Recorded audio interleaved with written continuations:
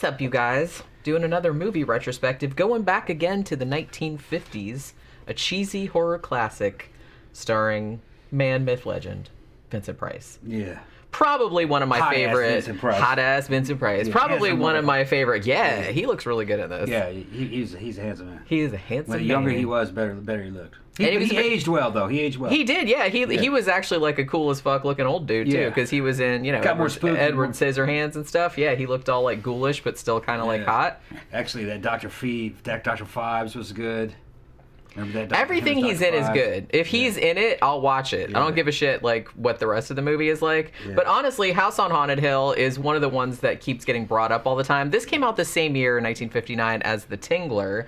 I like The Tingler as well, but I kind of like this one better just because I think this one has less... I feel like The Tingler is like a cool concept and it has like more body horror thing. We talked about that a couple weeks ago. But it has a lot of kind of downtime, and I feel like House on Haunted Hill doesn't really have that. House on Haunted Hill is like pretty fast-paced in the sense that there's always something like creepy happening, and I tend to like haunted house type stories better than more sci-fi type stuff, even though technically you could say, and this is gonna have spoilers obviously because this movie is so fucking old and it's been remade, we'll talk about that in a little bit too, but technically this might not be a haunted house movie. It might not be supernatural. They kind of leave it ambiguous as to whether, because the shit that happens in the movie is pretty much not, it's like some Scooby-Doo kind of shit, like a person did it, but it's, it's still like left possible that there's ghosts. You know what I'm saying? It's not my kind of movie, but yeah. But it is like super cheesy fun. I've seen this a bunch of times. So when I was rewatching it for this show, I watched the colorized version that they did on Riff Tracks Live, like from back in 2010. That was like their Halloween show back in 2010. They've done a regular version of it as well, and I also have a DVD version that just has Mike Nelson's commentary on it. The reason they keep going back to this one and Night of the Living Dead and stuff like that is because I'm not sure if you know, but House on Haunted Hill from 1959 is in the public domain. Okay. So if you go on YouTube... there's 40 bajillion. I mean, this is really, really easy to watch. And I feel like everybody has probably seen it at some point. It's not a bad movie, but it's a movie of the 50s. Sure. It's a little more wild than the average movie of the 50s, but it's not quite as good as it was until, the shit Price was doing in the 70s and the 60s to me was like a lot better. But it's a decent watch. Yeah. I mean, honestly, I kind of like... I know I said that maybe this was my favorite role of his, but now I'm thinking about the Roger Corman Poe adaptations. Yeah. And I kind of feel like Mask of the Red Death is maybe my favorite, but he's great in this one, too. Yeah. And the thing about this one is that he's not really... I guess it's kind of left, again, ambiguous as to whether he's a villain or not. I mean, it's possible that he's a villain, or it's possible that he's like a victim of a villainous scheme. But, again, it's kind of left ambiguous. So, much like as the case with The Tingler, this was made by gimmick king William Castle. The gimmick in this one was not quite as cool as the one for The Tingler with like all the vibrating motors under the people's seats. This one just had something called Emergo, which toward the end of the movie, like at the climax when the skeleton comes out of the acid bath or whatever, like the acid pit that everybody has in their basement, when that comes out, like in certain theaters, they would have a plastic or an inflatable skeleton that was like on this rig, so it kind of looked like it was coming out of the screen. Emergo. It emerged. It emerged. They'll do anything to get these kids to fucking It worked. It worked. Let's go see Emergo. Oh, that's Emergo. Fuck Emergo. Little kids throwing shit. They're throwing popcorn and stuff like that. Fuck Emergo. Well, that's the thing. I mean, it was just like fun. And honestly, the way that William Castle approached the movies was that he wanted it to be like a carnival ride. Yeah. Like you'd ride like the Carnival Funhouse. So it's not like nothing too scary or anything like that, but a similar kind of thing. So I kind of feel like this is a movie that, kids can watch it because it's not really all that scary. And it's kind of like a Halloween type of movie. You know what I mean? Just because it's kind of old-fashioned and kind of cheesy. With a fucking gimmick to get the kids to come in. Yeah, but just like fun. Right. So they couldn't sell them boobs. Yeah, that's true. So they had to come up with something. Yeah, it was the 50s. Later on, they just put boobs in it. Yeah. And then they'd show up. They knew what they were doing. Yeah, just like in the first 2 minutes. It's like, boobs. Everybody's like, all right, you go, pay attention. Yeah. But yeah, they couldn't do that back then. So you had to do kind of more. And like I said, I kind of feel like these were maybe geared toward maybe slightly younger Right. Well, kids. that's what I meant. They couldn't show it to young kids, so they had to do shit like that. But later on, fucking horror movies did a lot about boobs, and they had kids in there. I feel like this is a good, probably not so much nowadays because it's really old, but I feel like this is a good, if you want to introduce your kids to horror, because I know that, like, you know, people my generation, they're super into horror and try to, like, they're always kind of like, what's some kid-friendly stuff that it's like, I want to get my kid into horror, but I don't want to, like, traumatize them for life or anything. So what are some good sort of kid-friendly horrors? And I think this is probably, like, a decent one to start with, because it kind of has some creepy shit in it. Like that one jump scare with that old lady who looks like really horrifying. Yeah, I thought she was the woman who played the fucking Wicked Witch of the West. Margaret Hamilton. I thought it was her, but it looks like her, but it's not. She's under kind of like a lot of she's just one of those witchy looking ladies. Yeah. But yeah, so interestingly, I was kind of like looking into the background of this movie, like into, you know, we talked a little bit about William Castle, but I'll get back into that in a little bit. This was actually written by a guy named Rob White. And he also wrote the screenplay for 13 Ghosts, which is interesting because this movie and 13 Ghosts have almost the same premise, pretty much. And they were both remade, like in the late 90s, early 2000s by the same company, production company, I'll get into that. Although the guy that wrote this, interestingly, was pretty well known for writing like adventure fiction. Like he was a veteran, so he wrote like all this kind of World War II adventure fiction. And he also wrote stuff for like what they would nowadays call like YA novels. And he had like a bunch of his stuff adapted to film and shit like that. So I thought that was kind of interesting. But I just thought it was interesting the same guy wrote 13 Ghosts. It shouldn't be that surprising because they're both like really similar. But yeah, so what you have too is the house where it was filmed. Interestingly, you see the poster. Like I love the original poster for House on Haunted Hill. But the house that's in that is clearly not the house that's in the movie, obviously. And on the poster, it looks like this creepy, like old... you know, like a haunted mansion. But the house they used for the actual movie was a very famous house called Ennis House, which is in Los Feliz, California, which was designed by Frank Lloyd Wright. And it was supposed to resemble a Mayan temple. It's still there. I think they used to do tours of it, although I don't know if they do anymore, just because it's kind of old and there's like safety concerns. But that kind of like weird looking house has been used in like a fuck ton of it. They used it in Blade Runner. They used it in Day of the Locust. They used it in Karate Kid 3, which I thought was like really funny. They used it in Black Rain, that Ridley Scott movie. So it's a very, very famous like LA landmark. So they actually used that for the exteriors. Obviously the interiors were done all on a soundstage. So as I said, William Castle, prior to making the movie Macabre, which came out in 1958, like a year before that, he was kind of more like a Hollywood guy, but he did more like noir type stuff. He didn't really do horror. But in the 50s, I guess he kind of became disillusioned with the Hollywood system. I guess like the way, you know, they keep fucking around the movies and, you know, changing their shit. And so he said, I'm going to go independent. And so Macabre was the first one he made. And I think we talked about on the Tingler how the gimmick for that was... everybody that came to see the movie, they'd give you like $1,000 life insurance policy if you died of fright during the movie. So that was the gimmick for Macabre, and that was like a huge success. So he said, okay, well, this is what I'm going to do now. I'm going to make these really low budget, but just kind of fun carnival type horror movies that have a gimmick. So it was like really successful. Interestingly, because of the success of William Castle's movies, particularly this one, Alfred Hitchcock. Now, William Castle was a big fan of Hitchcock's. He would even do like Hitchcock kind of shit, like turning up in the trailers for his own movies and stuff. But when Alfred Hitchcock saw what William Castle did with House on Haunted Hill, really, really low budget horror film with a gimmick, and it made all this money, he said, I'm going to try that out. And he made Psycho. So interestingly, and then like later on, so they kind of had like a mutual influence type of thing. So I have seen like some kind of horror historian type people speculate that had Alfred Hitchcock not seen House on Haunted Hill and like how successful it was, he might never have made Psycho, and we might never have had like the slasher film genre, or it would have happened like a lot differently than it did happen, or happened later. I think it would have happened anyway, but it might have not happened the same way that it did happen, because we did have there was another movie that came out in 1960 which we've covered, which is Peeping Tom, which was also like a slasher movie as well. If any of y'all have not seen fucking Psycho, you're fucking bad. You're just bad. It's just one of those things that it's, even if you're not like a horror movie nerd, you gotta see it. I mean, definitely if you're a horror movie nerd, you have to see it. It's well written, super well written. The story pulls you in, even though it's an old movie. It's still very effective, and all of the sequels that came after it were good. They were all real good. Yeah, they're all worth watching. There wasn't any bad ones.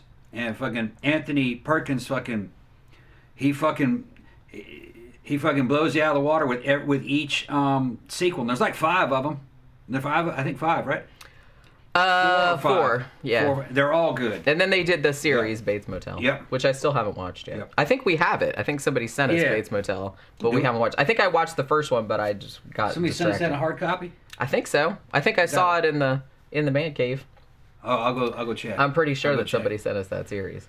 But yeah, so I just think it's really interesting that maybe the way the slasher genre ended up playing out, or the way horror movies ended up playing out post Psycho, because that was like a huge milestone, might not have happened in that way if not for House on Haunted Hill, which is crazy because, like I said, it was Alfred Hitchcock being like, hey, I'm going to try doing what that guy's doing. You know what I mean? And then like later on, sort of William Castle kind of like returned the favor, I guess. Like 1961, he made a Psycho ripoff called Homicidal, which, so they were just kind of going back and forth. It's just kind of like the Italian Giallo movies and the American slashers. It just seemed like one influenced the other, and then that one went back there. So it was like this big feedback loop. So it was that type of shit too. Now, it also should be noted that William Castle, I think I might have mentioned this before, but he actually, even though he's kind of known as like the gimmick king and like making these kind of schlocky, fun carnival ride sort of horror movies, he was actually really serious about horror.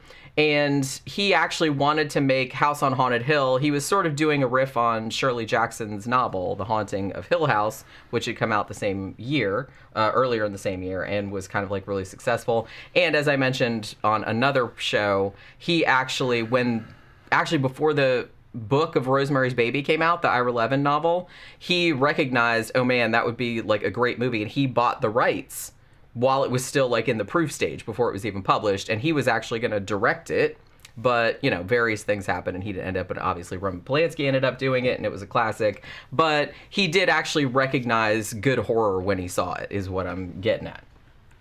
So I kind of feel like, okay, so if you haven't seen this movie, as I said, it's in the public domain, so you can probably just see it. It's on YouTube, it's on Tubi, it's everywhere, because it's free. But what you have is Vincent Price plays this kind of eccentric millionaire type guy. And the house on Haunted Hill is not his house. He rented it from another guy so he could throw a party for his wife. Now his wife, I think she's like his fourth wife or fifth wife or something like that. And the best thing about this movie, just like the best thing about The Tingler, is that Vincent Price and the woman Carol Omart, who plays his wife, absolutely despise one another, and it's glorious. I mean, he basically is making jokes. So they have these great like conversations where he's just kind of like, remember all the fun we had when you tried to poison me, and like all that other kind of shit. It's so awesome. And she's just like, I don't even know what you're talking about, blah blah blah. So it's just kind of like all the back and forth between the two of them, like talking about how much they hate each other, is just like excellent.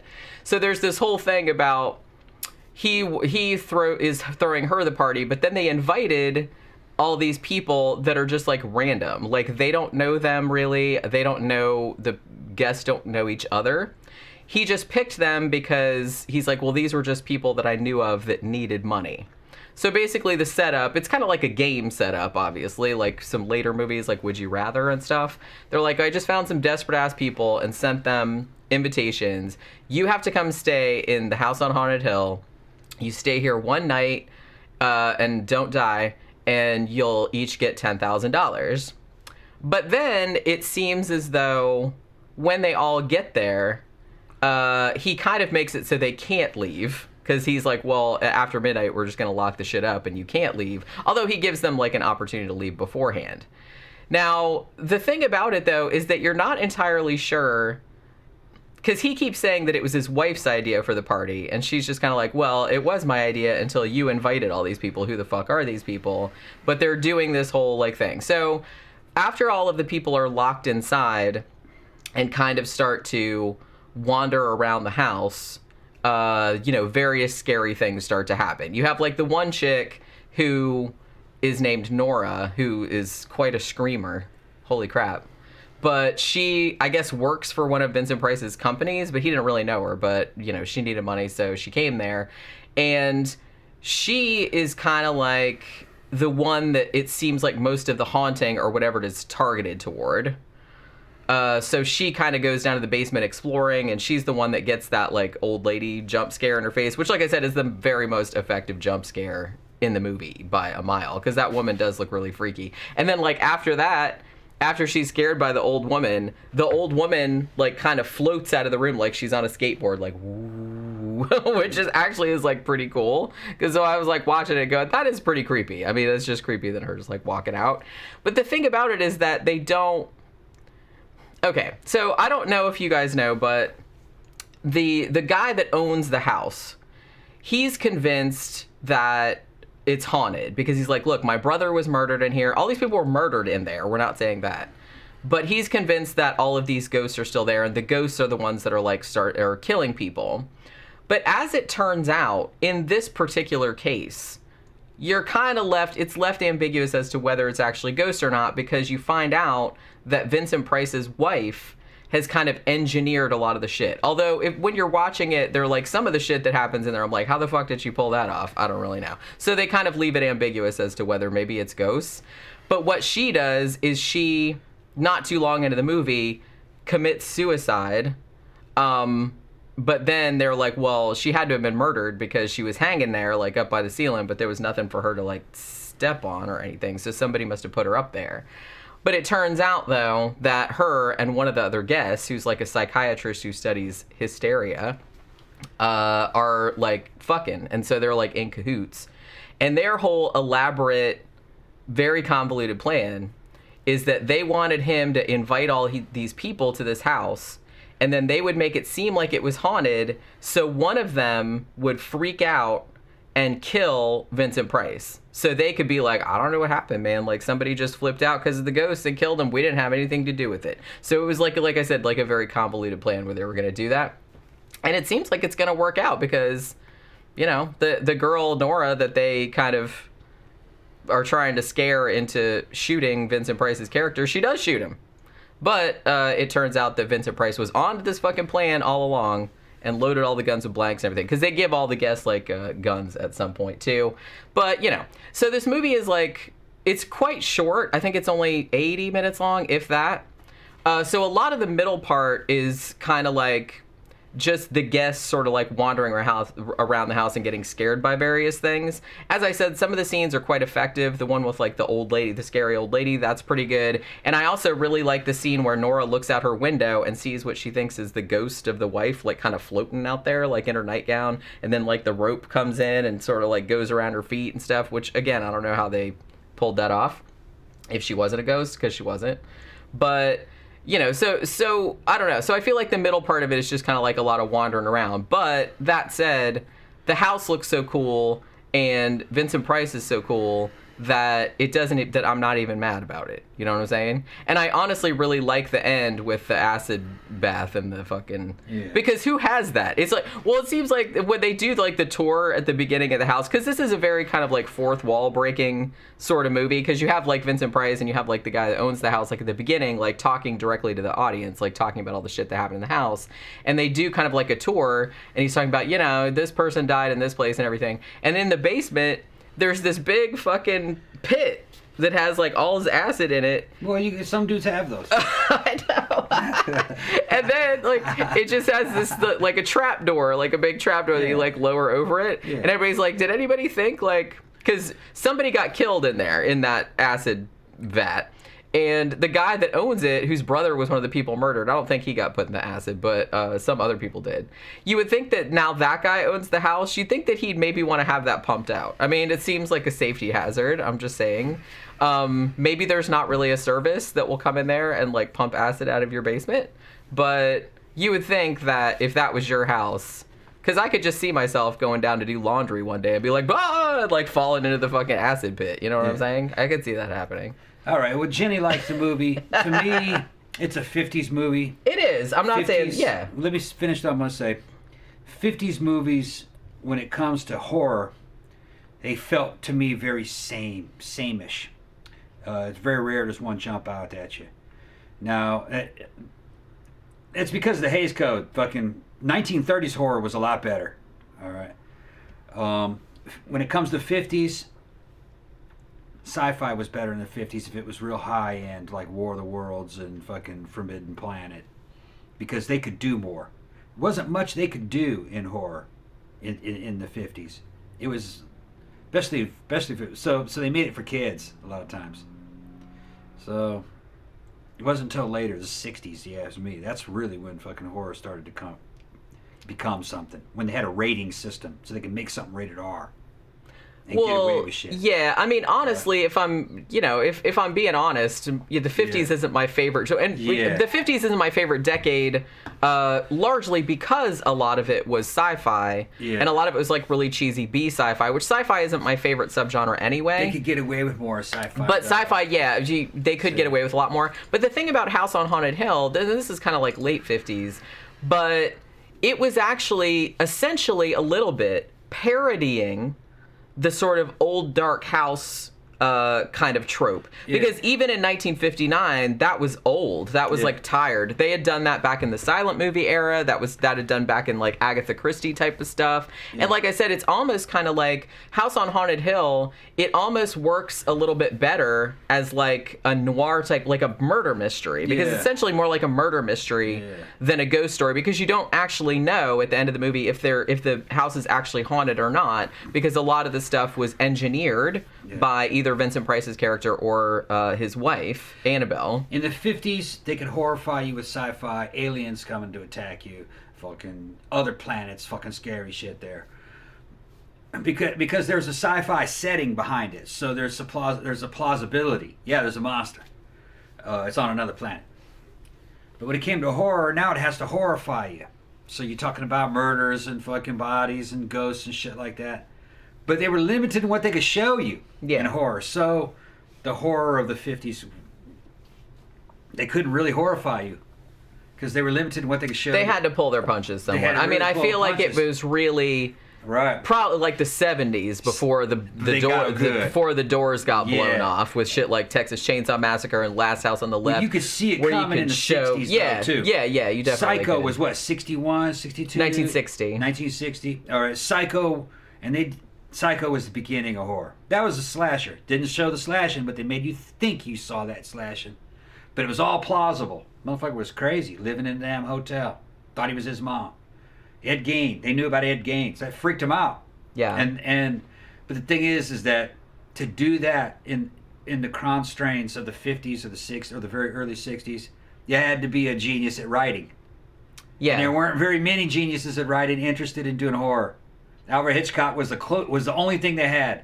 He was badass, though. He was good. He was really good. Yeah, because most of the horror was just like low budget kind of stuff, just like sci-fi. They didn't. It wasn't taken seriously as a genre. Like I said, probably till the 70s. Yeah, but fucking Hitchcock came out, and when people saw Psycho, they were like, "Oh, okay, yeah." Horror is a real genre if you do it right. It's scary, So you can give it you can hand it to Hitchcock, all right. Although, let's be honest, Hitchcock was watching movies from the 30s too. Yeah. So he didn't pull it out of nowhere. That's the thing. Nothing ever comes out of nowhere. No. Every artist, even though sometimes it seems like they're completely doing their own thing or they're on their own wavelength, everybody has their own influences. Everybody has a set of influences. You ask me, the first real good horror movie from the 30s that I was like, yeah, that's a badass flick. Boris Karloff, Bela Lugosi, The Black Cat. A satanic millionaire. Military dude. fucking sacrifices his unit out in the fucking, what was it, the Austro-Hungarian War, Austro-Prussian War, I don't remember which war it was. But he sacrificed his own unit to consecrate a ground to build an evil castle. And he's fucking weird incest stuff and necrophilia and yeah, torture. like I said, they did weirder shit because you had like stuff like in the 40s, like cat people, which was kind of like, hey, if she gets sexually aroused, she turns into like a werecat. Yeah. So there was that, like, they didn't show it, but they totally like implied that that's what. Now, was I've never going on. seen the original Dr. Fu Manchu. They say it's good too, Boris Karloff, but it's kind of like, it's like people say, well, it's good, but you know, he's dressed up as a Chinese guy. That's not, man. It was the 30s. You know what I mean? And that's just kind of what they did. And Boris back then. Karloff dressed up. Boris Karloff had the role of like many different races of people. You know, fucking white guys, like in ancient Egyptians, Chinese guys. Because a lot of people don't realize that fucking Karloff was Indian. He was half Indian. So you know, he kind of had an ethnic flair to him. But he could be any ethnicity he wanted. That was the beauty of cinema and theater. You could be anything as long as you could pull it off, and he could be anything. And I want to see Dr. Fu Manchu, the original, though. Yeah, it's real good. But torture scenes and shit. Yeah, but so yeah, like you said, in the 50s they were kind of like having to toe the line. They were hobbled. So yeah, but within those constraints, I feel like William Castle did a good job of like just basically giving the kids what they wanted. Like I said, it was just like going to a carnival and riding like a scary funhouse ride, where it's just like fun. You know what I mean? Well, that's what they could do. That's what I mean. And so I think that he was like really the best purveyor of doing that. Like I said, later on, after horror got taken more seriously, you know, then it was a whole different ball game. Yeah, even the Blob, which was sci-fi, had an element of horror in it. Yeah. It scared the shit out of me when that bum got that blob on his hand and it was eating him up, and it just ate up his whole body. That was horrible, especially for that era. That's pretty fucked up even for now. Now they had, that was very early 60s, I think, wasn't it? The Blob was 61, 62 maybe. It might. I thought it was earlier than that, but maybe I could be. I thought it was 58. Maybe 58. Okay. I could be remembering that. That was wrong, about as hard as you sure. were going to get back in those days because of those codes that they had, and there wasn't no real rating system. It just had to be general audience. Everything had to be general audience, and but that came real close. And they still kind of had to make light of it with silly rock songs and fucking jokes towards the end. But yeah, it's like it's not real. Calm down. Yeah. But it seemed like in this era, sci-fi tended to effectively do horror better than horror did. And like you said, that's probably because they had plausibility and other things. You know, you believed it because it was an alien. Yeah, and like an alien could be an alien might be able to do that. Sure. Right.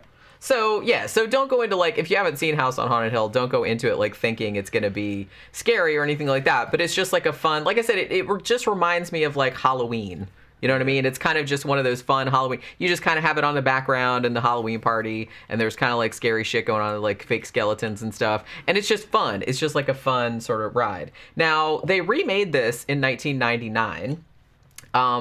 Several people, they had started this company called Dark Castle, and they started it with the express purpose of remaking, like making their own low-budget horror films too, but mostly like remaking kind of like 50s horror movies, like for modern audiences, right? So, they called it Dark Castle because of William Castle. And so they ended up doing this movie. They did House of Wax, which wasn't a William Castle movie, but whatever. It was from the same era. They did 13 Ghosts. They did all that kind of stuff. Now, interestingly, the 1999 House on Haunted Hill, it kind of has the same setup. It's not great, but it's not terrible. I actually didn't hate it. The CGI sucks ass, but like by today's standards. But it was actually still pretty fun. Interestingly, though, the 1999 one goes a lot more into the history of the house. Actually, it's not even a house. It was like a asylum. And the remake also makes it much clearer that the house absolutely is haunted, even though it still has kind of the noir subplot. But the guy that owns the house or the guy that rents the house in the movie is like an amusement park tycoon type of guy. So that's how he pulls off like all these tricks and everything. But it is actually haunted, and they almost went, this is really weird, but they almost went like in a cosmic horror direction. They went in a thing where all of the people that have died in this house, kind of like all came together into this one sort of shape-shifting entity, which is just called the Darkness. So I thought that was an interesting angle. It goes like way far afield from the original source material, which, like I said, just left it ambiguous as to whether the house was haunted or not.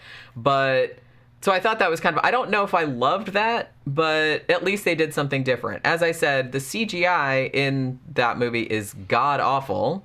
But it's pretty fun. It's like has some gory shit in it. You know, it was a good time. It's not a great movie, but you know, they remade 13 Ghosts too, which was almost exactly the same story, but they had like all these kind of big stars in it. It was kind of fun.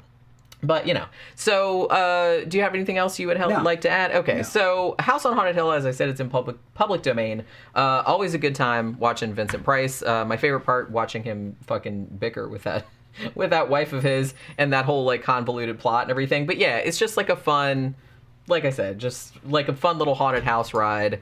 Fun thing to put on at Halloween. Your kids can watch it and it's not too scary. Remake is decent. I didn't love it, but I didn't hate it. It's worth watching though, but it's a lot different than the original. So let us know what you think about it in the comments. And that will do it for this movie retrospective. We will see you guys on the next one.